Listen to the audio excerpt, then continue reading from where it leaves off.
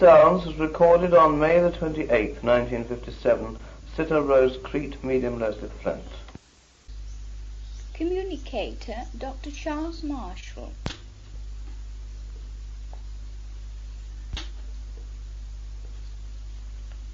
This tape recording is personal to Mrs. Crete, but Dr. Marshall gives a very wonderful explanation of the function of the soul within the group soul structure, and therefore the tape is very, very interesting to other members of the group soul.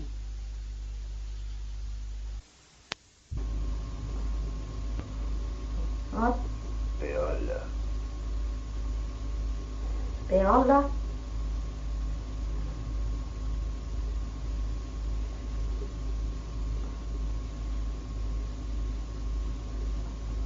I expect you're finding it a little difficult to speak.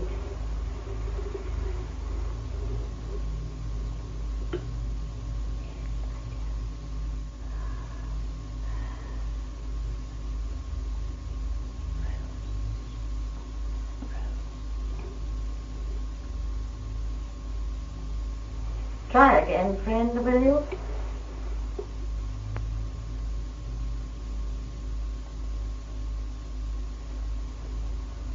Good afternoon. Good afternoon. Marshall here. Oh, Doctor. Sorry for the delay. Well, not exactly a delay in a sense, because we've all been present, but several new friends wanted to try and make the attempt to speak, but I'm afraid they can't manage it. So I thought I'd better pop in and have a chat with you. All right, Doctor. Can you hear me? Yes, I can hear you. Sometimes we find great difficulty in knowing. In fact, we're never quite sure always if you do hear properly. Sometimes when we think we're shouting, we're probably only whispering. It's very difficult for us to judge the effect. We don't really know. No. To a certain extent, it's very difficult to be certain as to whether we're being heard or not. Can you hear me? Yes, I can hear you quite well. Good. Someone came, you know. I don't know who. Oh, yes, that was someone who was never spoken before. We call him Francis. It's not really his name. His name's Francesca. Oh, yes? But he is one of a little group who come here from time to time. Someone you've never met before, but who would like very much to speak to. He's an Italian. He's an artist. Oh. He was an artist. He still is, for that matter. Yes. He just hasn't learned the method or the way of speaking. No doubt he'll manage. Oh, I hope so. Well, my dear, how'd you like being one of a group? One of a group? Yes. One of a very, very large group, aren't you? You're quite a unit in the whole, as it were. Very important one, if you ask me. Oh? Is he one of the group? Yes, Francesca. Oh, dear Doctor, For that matter, so are so many others. One day I expect you'll learn to know them all, number several hundreds. Oh, dear. Oh, Doctor, dear, do enlighten. They seem to be all artists of some kind, don't they? The point is that this group soul business must be very confusing, because every individual, I suppose, particularly those on Earth, rather flatter themselves that they are something complete in themselves. Partly one of the reasons why I think the majority of people live to themselves to a certain extent and are inclined to be self-centered and selfish, not always realizing it. They just think that they are a person, which they are to a point, and that their physical body, which is their outward expression, is themselves. The whole point is people just don't realize that the spirit cannot be confined in one body. It cannot be confined in one age or one century. The spirit is something which is so tremendous and can express itself in more than one body at the same time. Yes. Well, when you talk about that is so. But while we are alive here, for instance, and not asleep, and when we're moving about and so on, can the spirit be out of the body still? Oh, yes.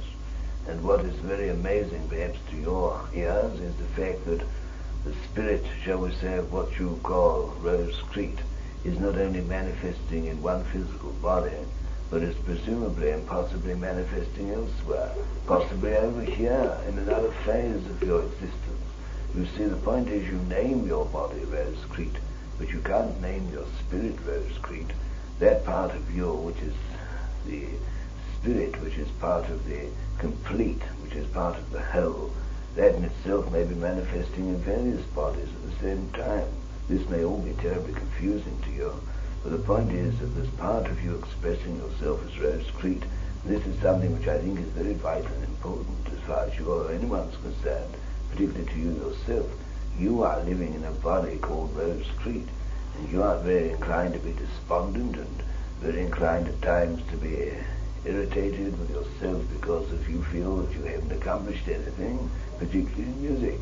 But don't you realize that the greater part of yourself is manifesting elsewhere and doing all the very self-same things, the important things that you are not able to do in this present incarnation in flesh?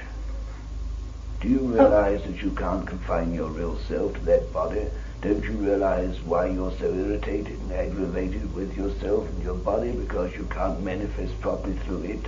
But there's that greater part of yourself that's manifesting elsewhere, over here, and accomplishing great things. Oh. And that's all the more reason why that other part of you that's linked up with the part of you that is still here in spirit is so aggravated, because you realize the confine of the physical body, you realize the irritations and the disappointments of it. But you, your real self, the greater part of yourself, which is not now manifested on earth, is manifesting over here and accomplishing great things. What do you think Chopin means when he comes and says to you that you're doing remarkably well and we're very pleased with you and you're accomplishing a great deal? He tells you things about in your sleep state, which to some extent is perfectly true, because when you are released, that part of you is releasing your physical body, it goes into the completeness of yourself over here and manifests in a more perfected state of being. Of course you're accomplishing all the things you want to accomplish. Just because you're not doing so on the earthly point of view in that confined space called body, it doesn't mean to say you're not achieving great things over here. Of course you're part of Chopin, and Chopin's part of you, and you are manifesting in a small sense over on the earth, and you have that inkling within yourself and realization, and you have that sort of desire to finish with the earth. Of course you want to be complete. You will be complete eventually, but you've got to fulfill destiny, you've got to fulfill this earthly existence for the rest of your earthly time. When you leave it behind, then you're no longer confined to the body. You are complete. You'll be much more happy, much more content, without any confines of a physical body. You'll be manifesting in the oneness of completeness, and you'll find that perfection and joy which your heart dwells and desires and seeks. Instead of the physical aspect of your existence, instead of that confined part of you that's been so irritated and upset because of its limitations. If only you realize you're manifesting over here all the time. You're not confined. Why are you so interested in this subject? Why are you struggling to find out? Why do you keep on saying, tell me, tell me, tell me? I know it's only the confine of the body. It's only the disappointment that you find in a physical sense, and you want to be free of it. All the time you're struggling to be free of that body, to get back here, to be on the plane of vibration which we who come to you are. We are all working, but you have to fulfill a destiny. That little bit of your body that's still manifesting, that part of you that's working through it, is struggling towards its goal. Oh. I don't know how to put this. Is that why I feel like an automaton very often? Push to. Your body's only a machine, and you are expressing to some extent some part of yourself through that machine, trying to desperately. Sometimes it's as if you could burst the chains that bind you, and yet you cannot. You have to fulfill the destiny that has placed you in that physical instrument, that body of yours. But all the time you're struggling to get free of it, to be here, to be perfect, to be whole. At the moment you're not whole. You realize that you're only a part. You're only Rose Crete at the moment. When you release yourself from that body, as you will eventually, then you'll become the perfect soul. Oh, thank you, Doctor dear. Well, it's very difficult for us to tell you these things and know how to put it in words. But don't think that you, now I'm not referring to Rose Crete, I'm referring to you, which is the spirit, the essence. It's only the you that's confined in part. The greater part of you is here, unconfined, unrestricted.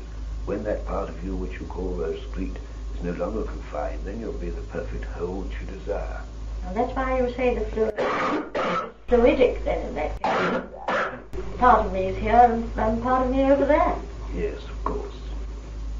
Extraordinary. It's extraordinary. It's only because man will, in his own narrow conception of things, confine himself to one body at one time. spirit doesn't know really in the sense of confining of space or body. The inner part of you over the last 20, 30, 40 years has begun to realize the immensity of soul and has begun to search and to seek and to strive to become outside the body, to realizing the confines of it. You're just struggling and just striving so hard to find the reality. Greater part of your reality is outside your body. That little bit that's left still confined and struggling as Rose Crete is gradually assimilating knowledge and experience. But when it is free of the body, it will link up with the whole and you'll be a perfected being. When I say perfected, I don't mean by that you'll know all. No. But at the same time, you will become a more perfected being and entering into a harmonious condition where you are more complete within yourself, with greater knowledge and wisdom and working in harmony with the group soul of which you are part of and which you belong to. Then you will begin to unfold and expand and grow, and you'll be perfected gradually in such a way that your imagination can possibly conceive of. You don't want to worry until this present existence of yours, which is a temporary thing, nevertheless restricting. That's why you're always feeling so irritated with yourself, because of the restrictions of that body and that space and time in which you exist. But it's only a phase, only a passing thing. You are part of a tremendous organization of spirit. You are part of an enormous group. Not only you, but Flint, the medium. He isn't just what he seems to think he is on the surface. Why is he restless? Why is he exactly like you? Don't you realize that you two are so alike, it's almost in a sense unbelievable? He is as dissatisfied as you're dissatisfied with life. He perhaps on the surface doesn't appear to have the desires and the things that you have to strive for. Perhaps he in a sense seems to be an automaton, even as you are in a sense an automaton. You're always saying you're nothing but an automaton, so is he. But don't you see, you're both vehicles of expression of the spirit. You are both aware and conscious of the greater self that lies without the physical body, in other words, in outer space. You are both striving for something which the earth can't give you, and yet at the same time you have to exist in the earthly world for a work. You say to me, what is your work? You can't play the piano, you're not the musician you want to be. You can't do anything of a psychic nature, and yet I say to you that you're as much psychic as many a person who considers himself psychic. You receive such intuition, as you call it, such inner feeling and emotional reaction to circumstances and people, greater than perhaps even your conception. The point is, you receive a great deal of your own self. Then again in your sleep you travel here, so does Flint. He half the time is here with us. And not only, I don't only mean when he's sitting giving seances and helping people. That's a great work, and that's the reason why he had to come to the earth to fulfill that work. That's part of his destiny. But when he is released from the body, he'll become a more complete person. When he links up with the other souls which are over here, don't you see you're not just one person, you're many peoples. But the majority of the peoples of which you are part of are all here. Whether you called yourself this or that in one generation or another generation is neither here nor there. You had earthly bodies which served you for a purpose. Those earthly bodies have long since been buried and are in dust. But you yourself exist in temperament and in character and personality over here. And when you are all linked together in one organism and become one great soul, then you become more perfected. Don't you see all these things are for a purpose? You are part of a tremendous plan, part of a tremendous group, so... How is it that the medium and I are so very alike, and what is the reason of that? Because you've gone through many phases of existence together, in many climes at different times, and have met many peoples, all familiar one to the other. You are part of one great group that had its beginning at the same period. And these people that come through occasionally, I suppose they all belong to a group, do they? They all belong to the same group. They do? Yes, and that's what I intend to try and convey to you, and what other souls here are endeavouring to convey to you, and will convey to you bit by bit as the time goes on. But there are certain things that we can only tell you when the time is right. I see. Oscar Wilde, does he belong to the group too? He certainly does. Does he? Oh, how lovely. There's Chopin, Oscar Wilde, yes, and Valentino, Mickey, as you call him. Mickey? Of course. Oh? Yes, please go on, Doctor dear. Your brother. Yes. What about Mummy? Does she come in at all? Your mother, too. But then again, you see, it's difficult to explain. Once one can eradicate the idea from one's mind that the physical body is merely a habitation for a period of existence in which the spirit flows, if you can realize the spirit is flowing through many bodies at different times, you may call each body, if you like, by a different name that has had particular experiences peculiar to itself in its particular age or time, but it's the same spirit. And when all these entities or all these forces unite, then you become a perfected soul, and then you become part of a perfected group. And then when you reach a perfected stage of being in a certain condition of development of soul and awareness, then you move far beyond earthly time and existence. In other words, then you have progressed into the spheres of enlightenment and truth, and you have no need to return or touch earth again. But when you say, now each of us belong to a group, and we are part of a group, and we become one eventually. But surely each one is a separate individual. Yes, each one is a separate individual. What I'm trying to explain to you is that you are all part of a group, soul. This is something which cannot be explained in words. In a sense, it's something which is practically outside of time and space, and there are no words or explanations for it.